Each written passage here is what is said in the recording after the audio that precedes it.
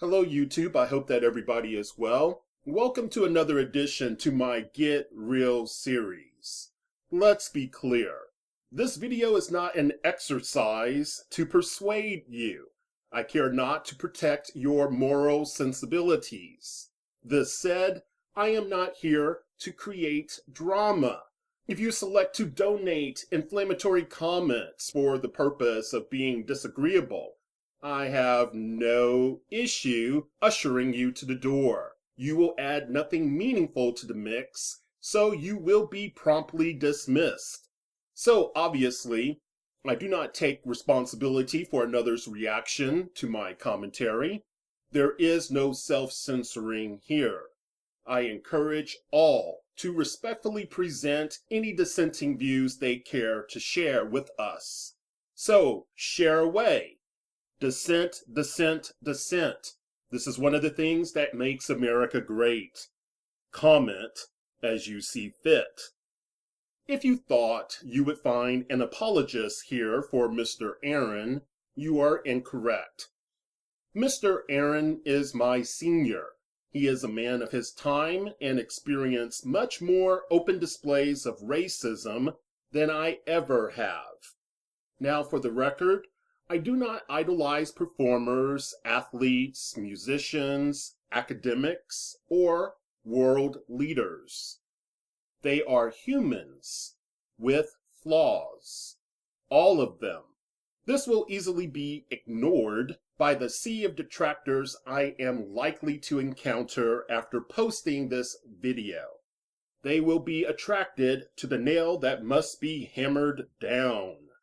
This said, some people, however, I do hold to a greater standard than others.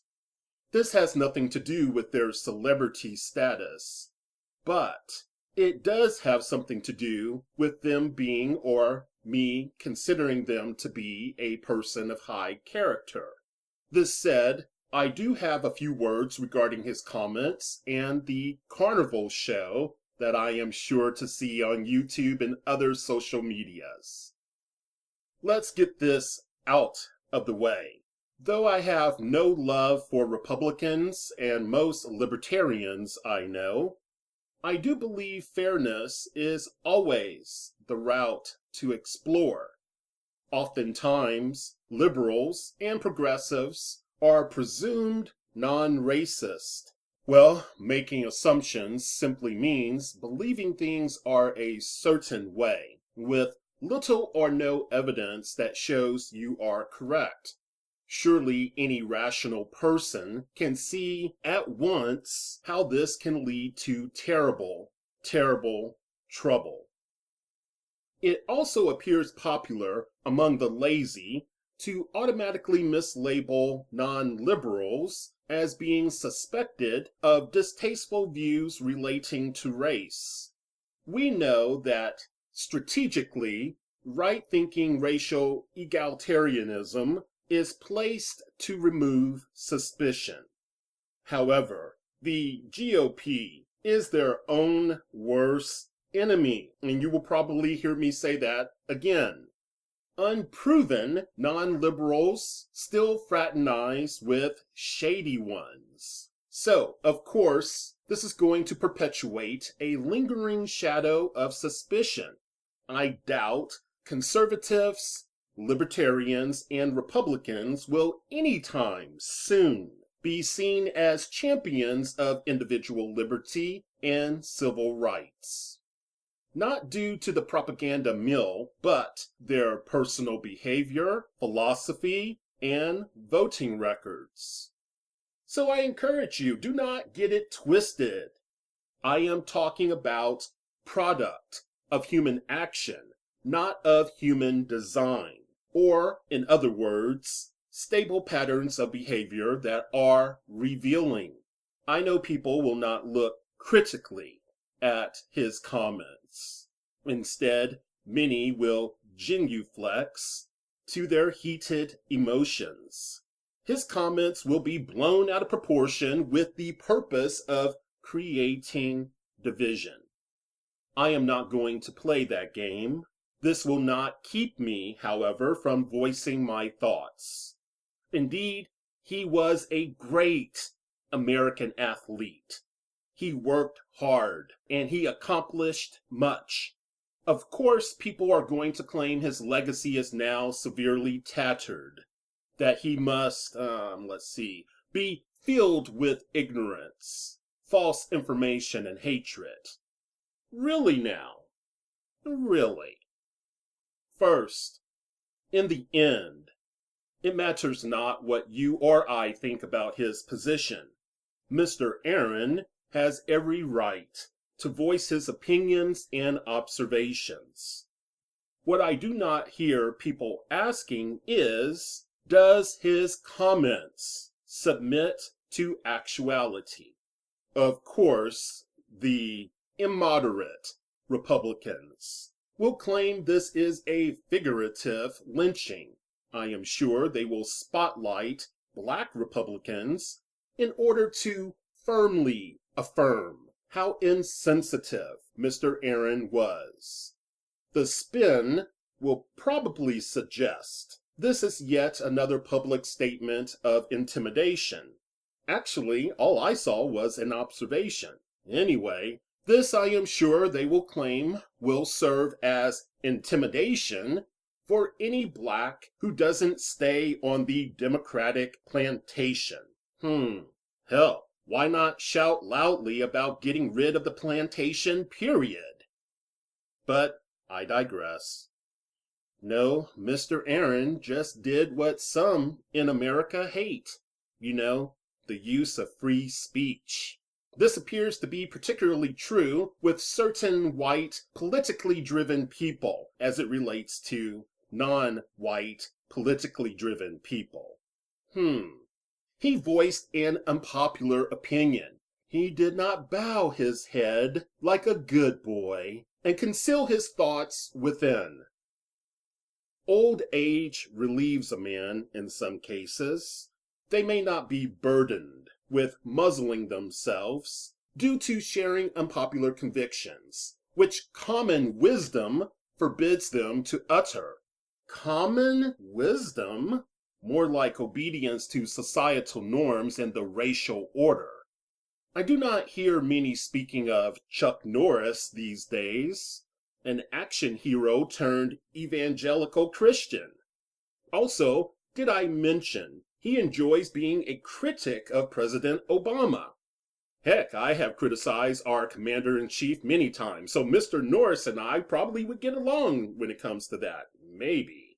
But I think what really got some people upset with Mr. Norris was when he implied Texas needed to secede from our secular government.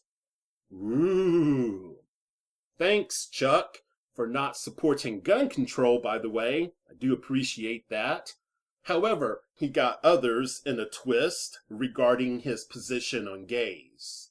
Yet, even with his insistence to be consistent, I hear very little noise. What about Patricia Heaton? Remember, everybody loves Raymond. Well, she is very outspoken about her pro-life position. She opposes death penalty rulings. Good for her. She also opposes euthanasia. I'm not so sure about that one. Anyway, I think her tweets to Sandra Fluke got some people a little concerned. Sandra is the one who testified to House Democrats about the importance of contraception mandates for insurance companies. Yeah, she tossed some unpopular opinions, Patricia did, in Sandra's way, and that really got some upset. It even caused Sandra probably to revel in Patricia's apology when she made it to her. So Patricia didn't have a problem with direct insults, and I don't hear many people talking about that. So yet in her insistence to be consistent, I hear little noise. Now, if you know I am black, You may be waiting for me to stereotype the South and Bible Belt as being inherently racist, then to merely make references and claims of Republican racism due to geography. Wrong. If one is a miscreant, it matters not where they reside. Nor will I point to the Tea Party movement and automatically claim them to be racist. There are more than enough examples of people clearly displaying their racial bigotry than to result to cheap and dishonest tactics. Hell, I think it was in the latter part of 2013, the Republican National Committee congratulated Rosa Parks for ending racism in America. Oh boy, how rich is that? Of course, we know of the prominent Republicans who insisted the justice system is colorblind. Wow, now that is news to me. I guess they have not heard about the war on drugs. Or the prison industrial complex? Let's not forget Republican Steve King. I believe he is a Republican from Iowa, who has compared immigrants to violent criminals and drug mules. Yeah.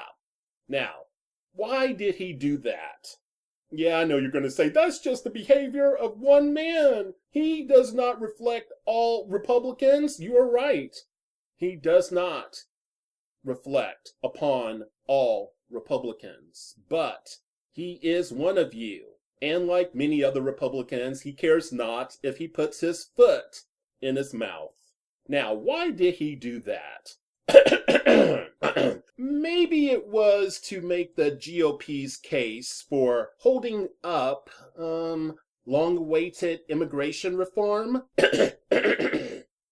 Some white Republicans and their non-white watchdogs think blacks have impaired long-term memories. Unfortunately, some of us do, but not I. I remember GOP political consultant Lee Atwater while he was working in the Reagan White House. Not that long ago, I think it was, 1981? He explained how the Republican Party had so successfully convinced a large number of Southern whites to vote Republican while navigating the new racial playground, a place where overt prejudice was no longer politically viable. His solution was to remove the hoods. Just kidding. Don't want you to say that I am harboring some sort of confirmatory bias. Actually replace formerly overtly racist appeals. Substitute out the N-word, which he noted you can't say anymore, with instead coded language. These coded appeals, no matter how they were constructed, if they were in reference to things like maybe tax cuts or other economic issues, would have the effect of hurting blacks worse than whites. So, of course, he was appealing to the constituency of the GOP and was doing a good job of it. He definitely attracted many of them with that plan, didn't he? In conjunction with this action, his plan afforded the party plausible deniability with respect to racism. Wow. Home run. Home run. It is apparent that some members of the GOP think being racist is consistent with the values of their party. The party has done itself a disservice and has earned its current dubious position. So, my suggestion, stop bitching about Mr. Aaron's comments.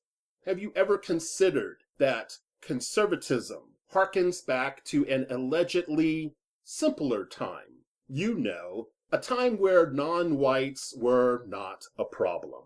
A time when women did not vote and us black folks knew our place.